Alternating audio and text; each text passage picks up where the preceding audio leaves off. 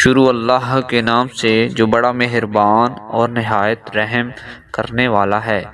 سیدنا ابو ہریرہ رضی اللہ تعالی عنہ سے روایت ہے کہ رسول اللہ صلی اللہ علیہ وآلہ وسلم نے فرمایا، ہر جہنمی جنت میں اپنی جگہ کو دیکھے گا اور کہے گا کاش کہ اللہ تعالیٰ نے مجھے ہدایت دی ہوتی۔ اس طرح سے یہ چیز اس کے لیے باعث حسرت ہوگی، اور ہر جنتی جہنم میں اپنی جگہ دیکھے گا اور کہے گا اگر اللہ تعالیٰ مجھے ہدایت نہ دی ہوتی تو میں اس مقام میں ہوتا۔